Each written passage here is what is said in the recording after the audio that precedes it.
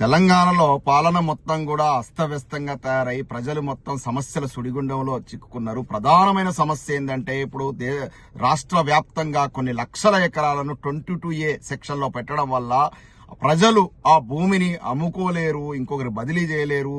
ఏదన్నా ప్రాణం మీదకి వచ్చిపోయి బ్యాంకులోని పోదామన్నా కుదబెట్టుకుని అప్పు తీసుకోలేని దుస్థితికి నెలకొంది. ఇటువంటి ప్రధానమైన సమస్య వెనుక భారీ కుట్ర ఉంది.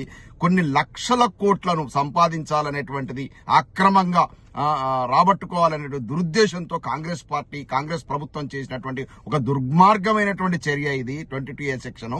దాన్ని పక్కదో పట్టడం కోసము సడన్ గా కొండా సురేఖమ్మ ఉదంతాన్ని బయట తీసుకొచ్చారు. ఇట్లాంటి ముఖ్యమంత్రి గారి మీద కొండా సురేఖ కూతురు కొండా సుస్మితా పటేల్ మాట్లాడడం అనేది ఇదే కొత్త విషయం కాదు. గతంలో కూడా ఒక 4-5 నెలల క్రితం మాట్లాడింది. అంతకుముందు కూడా కొండా సురేఖ గారు చాలా వివాదాల్లో చిక్కుకున్నారు. కేటీఆర్ గారి మీద ఉన్నది లేనిది కూడా ఇష్టమైనట్టు మాట్లాడి మరి ఈ చర్యలు ఏదో అప్పుడే తీసుకోవాల్సి ఉండే కదా. అంటే ఇక్కడ నువ్వు కొట్టినట్టు చేయి, నేను తిట్టినట్టు చేస్తా అనేటువంటి ఒక మార్గాన్ని అనుసరించి ప్రధానమైనటువంటి సమస్యలు పక్కదూర పట్టించుకోవడం చేస్తున్నటువంటి కపట నాటకం కాంగ్రెస్ సన్నాసులు, కాంగ్రెస్ వాళ్ళు ఆరితేరిపోయారు. మనం చూసినాం కదా 6 గ్యారంటీలు, 420 హామీలతో ఏ విధంగా ప్రజలను చీట్ చేశారో చూసాం. అదే కోవకు చెందింది ఈ ఉదంతం.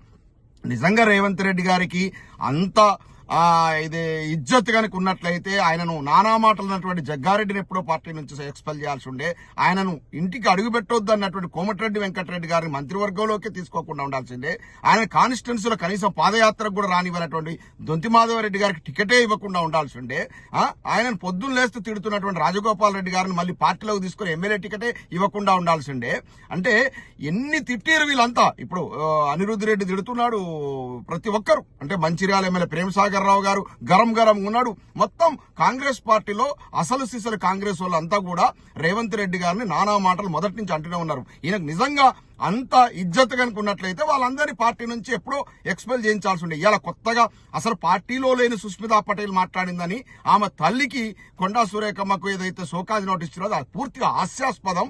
ఒకే కుటుంబం లోపల రకరకాలుగా పార్టీల లోపల కుటుంబ సభ్యులు ఉంటారు. భర్త ఒక దాంట్లో ఉంటే భార్య ఒక దాంట్లో ఉదంతాలు చూసాం. తండ్రి ఒక దాంట్లో ఉంటే కొడుకు. ఇప్పుడు ధర్మపురి శ్రీనివాస్ ఉన్నాడు, ఆయన బీఆర్ఎస్ పార్టీ రాజ్యసభ సభ్యుడు. ఆయన కొడుకు ధర్మపురి అరవింద్ నిజామాబాద్ ఎంపీగా ఉన్నాడు. ఇంకో కొడుకు ధర్మపురి సంజయ్ కాంగ్రెస్ పార్టీలో ఉన్నాడు. సాక్షాత్తు ఇంతకుముందు డిప్యూటీ సీఎం గా పనిచేసిన దామోదర్ రాజనరసింహ కాంగ్రెస్ పార్టీలో ఉంటే ఆయన భార్య బీజేపీలో చేరింది ఒక సందర్భం లోపల. ఎన్టీ రామారావు గారు కాంగ్రెస్ పార్టీకి వ్యతిరేకంగా పార్టీ పెడితే ఆయన సొంత కూతురు Purandeswari Congress party central minister గా పనిచేసింది. అంటే ఇవేం కొత్త ముచ్చట్లేం కాదు. ఇవాళ సుస్మితా పటేల్ కు కాంగ్రెస్ పార్టీ సంబంధం లేదు. ఆమె వ్యక్తిగతంగా రేవంత్ రెడ్డి గారిని వాళ్ళ కుటుంబాన్ని ఈ యొక్క ఏదో 200 కోట్లకు భూమిని 7 కోట్లకే రేవంత్ రెడ్డి గారికి తమ్ముడి కట్టబెట్టారని చెప్పింది. చిత్తశుద్ధి దాని మీద విచారణ చేయండి. ఆమె లేవనెత్తిన అంశాలేంది, అచ్చ కాంగ్రెస్ పచ్చ కాంగ్రెస్ రాజకీయాలేంది, వాటి మీద చేయండి, చర్చ చేయండి. కానీ ఆమె విషయంలో తీసుకువెళ్లి కొండా సురేఖమ్మకు ఏదో నోటీస్ ఇచ్చినట్టు మళ్ళీ వాళ్ళ కాంప్రమైజ్ అవుతున్నట్టు ఇదంతా కూడా తెలంగాణలో ప్రస్తుతం ఉన్నటువంటి పాలన అస్తవ్యస్తంగా ఉంది. వాళ్ళు ఇచ్చినటువంటి హామీలు నెరవేర్చలేని పరిస్థితి. వాటి నుంచి గట్టెక్కడం కోసం, ప్రజల దృష్టిని మరల్చడం కోసం ఇవాళ 22A అనేది భారీ కుంభకోణం. దాని మీద బీఆర్ఎస్ పార్టీ నాయకత్వము ప్రధానంగా కేటీఆర్ గారు, హరీష్ రావు గారు విరోచితమైన పోరాటం చేస్తారు. బీఆర్ఎస్ పార్టీ కూడా పోరాటం చేస్తా ఉంది. వీటన్నిటిని అధిగమించాలంటే, పక్కదోవ పట్టించాలంటే ఒక సంచలన విషయం రావాలి. అది కొండా సురేఖమ్మ ఉదంతం. ఆమె అంతకుముందు కేటీఆర్ గారి మీద కొండా సురేఖ మాట్లాడిన అంశాలు ఏదైతే ఉన్నాయో, ఏదో టాలీవుడ్ ఇండస్ట్రీకి అంటగట్టి మాట్లాడిన తర్వాత క్షమాపణ చెప్పింది. అప్పుడు కూడా అంతే, సమస్యలను 6 గ్యారంటీల నుంచి ప్రజలను, ఎందుకంటే అడుగుతారు కదా ప్రజలు, 6 గ్యారెంటీ నుంచి పక్కదోవ పట్టించాలి. తర్వాత మళ్ళీ మధ్యలో ఒక 6 నెలల కింద కొండా సుస్మితా పటేల్ ఇట్లాంటి వ్యాఖ్యానాలు చేసింది.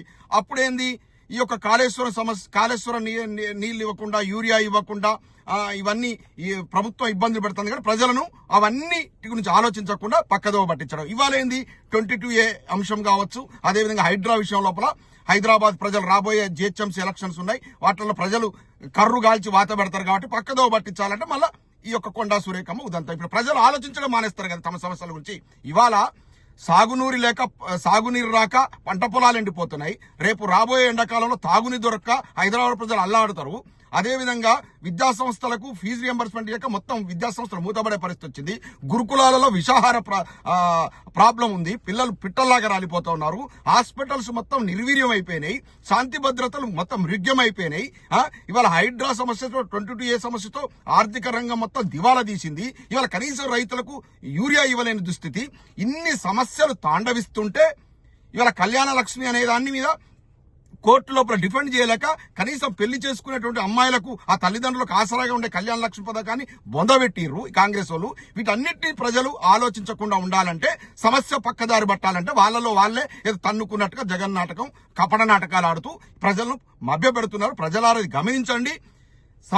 ప్రజల యొక్క సమస్యల మీద ఇలా పెన్షన్ తీసుకునేటువంటి ఇలా రిటైర్ అయినటువంటి ఎంప్లాయీస్ కూడా పెన్షన్ కనీసం వాళ్ళకి రిటైర్మెంట్ బెనిఫిట్స్ ఇవ్వలేని దుస్థితికి నెలకొంది కాంగ్రెస్ పార్టీ. ఇవాళ మొత్తం అప్పులమయం అయిపోయింది. 2.5 ఏళ్లలో దాదాపు 4-5 లక్షల కోట్ల అప్పులు తీసుకొచ్చి అప్పనంగా బుక్కిర్రు. ఒక్క ప్రాజెక్టు కట్టలే, ఒక్క బిల్డింగ్ కట్టలే, ఒక యూనివర్సిటీ పట్టుకురాలే, దేశాలు పట్టుకొని తిరుగుతున్నారు. దేశాలు పట్టుకొని ఎందుకు తిరుగుతున్నారు? కుటుంబ సభ్యులు వేసుకొని మొత్తం మంది మార్బులు వేసుకొని తిరుగుతున్నారు. ప్రజాధనాన్ని మొత్తం వృధా చేస్తున్నారు. ఈయనంటే వచ్చేసి కేంబ్రిడ్జ్ యూనివర్సిటీలో, ఆక్స్ఫర్డ్ యూనివర్సిటీలో, హార్వర్డ్ యూనివర్సిటీ లోపల రేవంత్ రెడ్డి గారు వచ్చేట స్టడీ చేసేట బయట క్యాంపస్లు తీసుకొచ్చి హైదరాబాద్ పెడతారట. మీకు ఒక ప్రజలకు, తెలంగాణ ప్రజలకు నేను చెప్తున్నా, హార్వర్డ్ యూనివర్సిటీ కానీ, కేంబ్రిడ్జ్ యూనివర్సిటీ కానీ, ఆక్స్ఫర్డ్ యూనివర్సిటీ కానీ అవి 100 సంవత్సరాల కింద పెట్టిన సంస్థలు. వాళ్లకు వేరే దేశంలో క్యాంపస్లు లేవు. ఇది పచ్చి అబద్ధం. ఆ యూనివర్సిటీలకు వచ్చేసి డిస్కస్ చేసి ఆ క్యాంపస్లు మన తెలంగాణ పట్టుకొస్తానేది పచ్చి అబద్ధం. మీరు కావాలంటే ChatGPT ఉంది, వాటిలో చెక్ చేసుకోండి. ఆయా సంస్థలకు, ఆయా యూనివర్సిటీలకు వేరే దేశాల లోపల అసలు క్యాంపస్లే లేవు. ఇదంతా పచ్చి అబద్ధం. ప్రజలను మొత్తం మభ్యపెడుతూ మేము లక్షల కోట్ల పెట్టుబడులు తీసుకొస్తాం. 1,000 కోట్ల రూపాయలు కూడా హైదరాబాద్కి ఇంతవరకు పెట్టుబడి రాలేదు. మొత్తం హైదరాబాద్ పరిశ్రమలు మొత్తం తరలిపోతున్నాయి. ఈ ముదనష్టం కాంగ్రెస్ పరిపాలన వల్ల తెలంగాణ రాష్ట్రం ఆగమాగమైంది.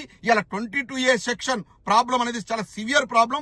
ప్రజలారా, ఈ కాంగ్రెస్ పార్టీ ఒక భారీ కుంభకోణానికి తెరలేపింది. వీటి మీద మనం అందరం కూడా జాగృతం కావాల్సిన అవసరం ఉంది. కొండా సురేఖ ఉంటే ఎంత, పోతే ఎంత. కొండా సురేఖ మంత్రి పదవి ఎవరికి కావాలి? అది కాంగ్రెస్ పార్టీ అంతర్గత సమస్య. దాన్ని మీడియా లోపల ప్రముఖంగా చర్చిస్తూ, ప్రముఖంగా తీసుకొచ్చేసి ప్రజా సమస్యను పక్కదో పట్టిస్తూ కాంగ్రెస్ పార్టీ తెలంగాణ ప్రజలు మోసం చేస్తా ఉంది. దీన్ని గ్రహించాలని విన్నవిస్తున్నాను. జై తెలంగాణ.